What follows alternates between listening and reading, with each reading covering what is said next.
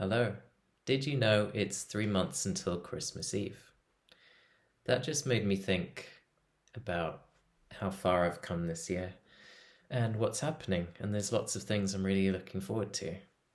So, for one, I'm publishing some interesting research, and I'm looking forward to sharing that by the end of the year. Should be November, the latest paper that's being published that I worked on. Um, so yeah, looking forward to sharing that.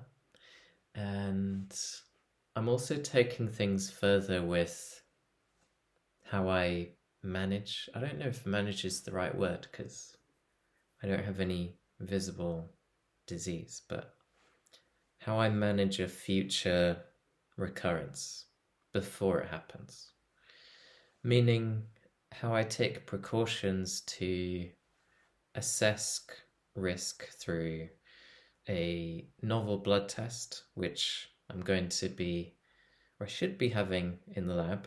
I say should because, people often say things and make promises to you and say, we can do all this amazing stuff. But I definitely will be doing that either as part of some sort of trial or just as a little experiment.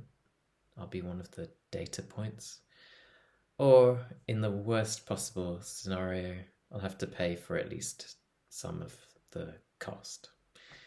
Either way, I'm really interested to see what the results would be because even though the test is really specific and very reliable for looking at brain cancer signals, let's say that's a good word because it's not specifically looking at circulating tumor cells. It's looking at other things as well. I think it's looking at that too, but it's looking at other things as well, other markers.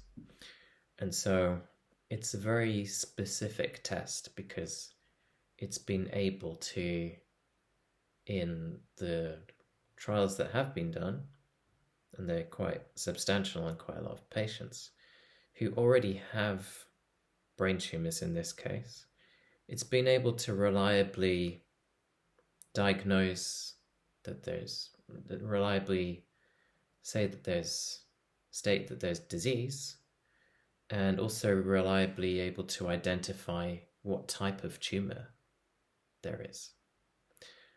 And so it does this through the plasma, the blood test. And so I just thought, wouldn't it be really cool to have someone who doesn't have anything showing on a scan and then see what happens with this test? Because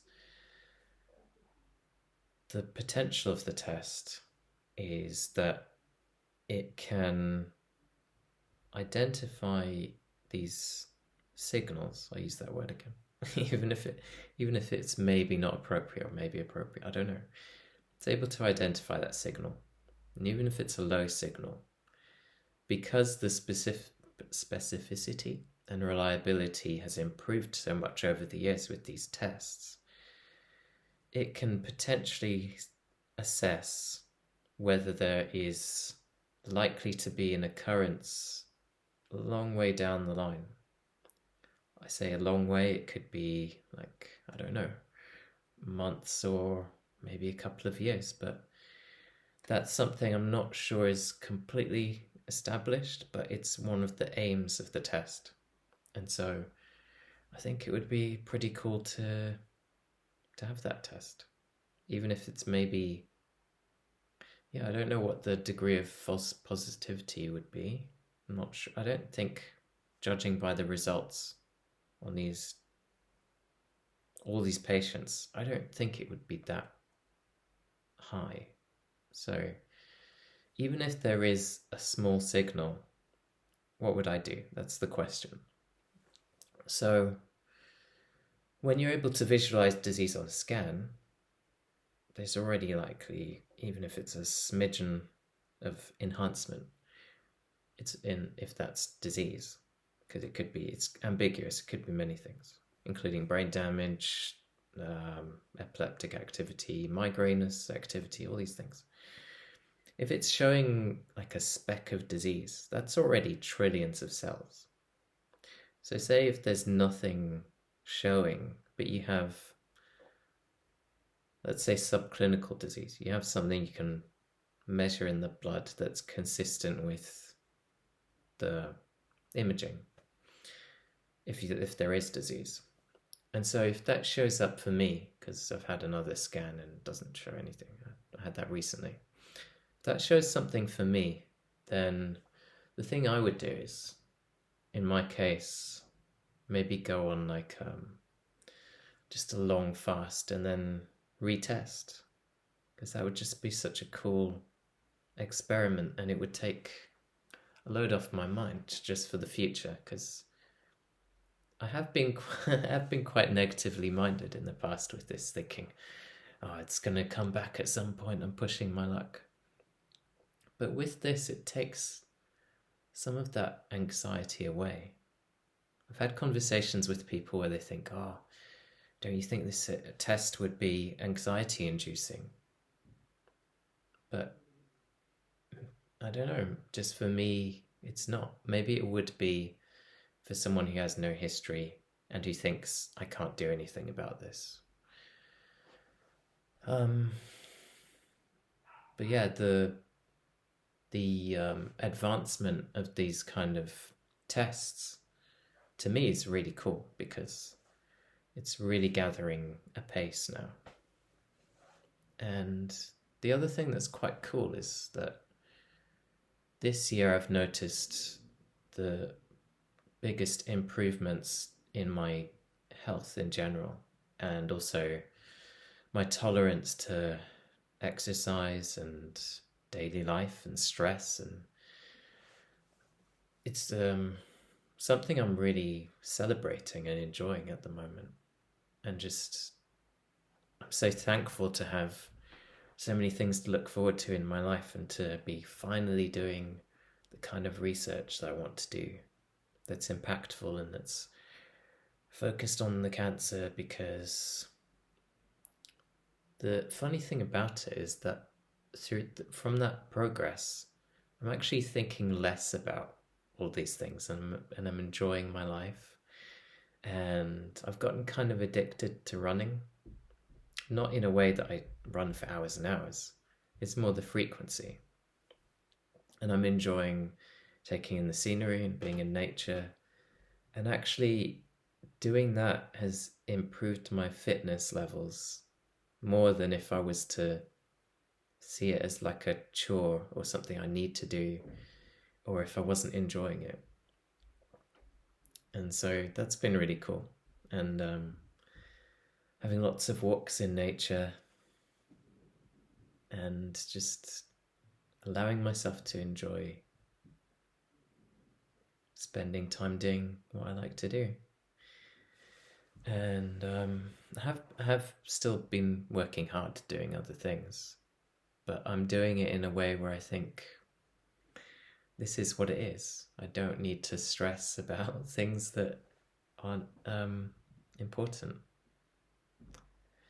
And because everything's become so routine now, even with things like my diet, it's so routine, and I know how I can get real quality food that doesn't cost the earth, you know.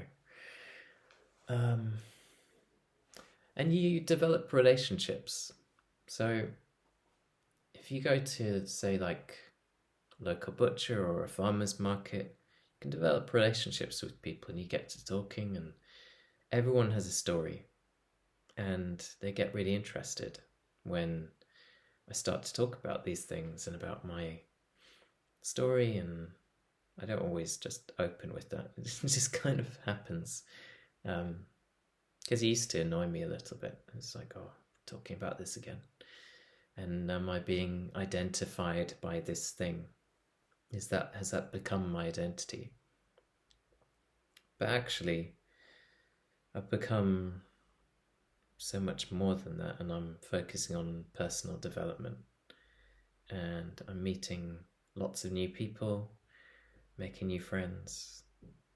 And I've really been enjoying that process and having a sense of community, and that's so important. I think that's just as important, if not more important maybe, than the food side. It just gives you a sense of well-being and happiness, and it also makes you not obsess about food and all these things. It's an afterthought. You think, oh, okay, yeah, I need to eat. Because I find if I'm consumed in something, then if I'm consumed in something in my environment or who I'm with, I'm less likely to consume something in my mouth. Because it's a kind of distraction. But interestingly, I find if you're distracted by blue light, or you're just sat working on something on a computer for ages, you can still want food, but in a very mindless way. And so the light thing is really important. I found the more I'm in nature and the more... So I'm always by the window here. Don't know if you can't see it, but I always make sure I can look out that window. And if the weather's terrible, and if I'm maybe thinking too much, or my mind goes somewhere a bit negative, I'm by that window and I do some sort of exercise. Sometimes I'll put music on, just stare out the window. Sometimes I'll open the window, even if it's cold out, because I find it quite refreshing. And I like to go for runs when it's not the best weather, because it's just very, it's very refreshing. It's very bracing. It's very life affirming. Makes me feel alive. And I'm actually looking forward to those winter runs, which sounds crazy, but I look forward to it and I hate it at the same time. At the start, I hate it. And then when I get into it, I just have a real buzz and I love it. And I think it's good for the brain as well to have a bit of cold, not to go crazy. And a few years ago, I was doing the cold shower thing and I overdid it.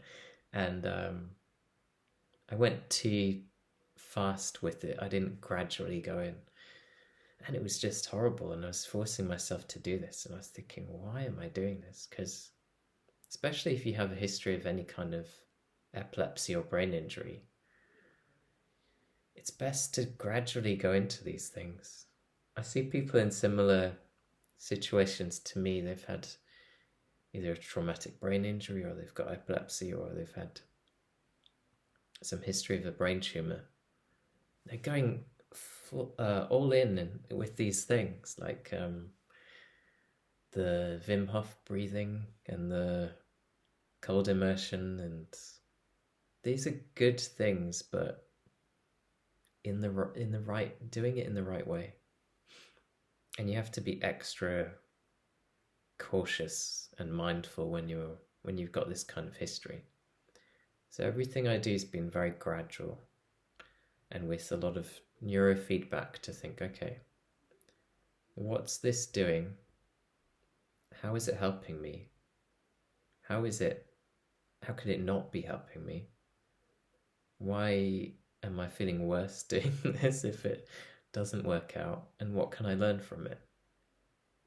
You get people who either persevere and then just keep going. Well, that's what persevere means, but what I mean is they'll try something and then they'll keep going. Or they'll try something and then they'll just quickly say, oh, this is terrible, and just throw that idea out. But sometimes it's worth trying something and then just thinking about it, asking questions. Even ask questions about things that you think are really astounding.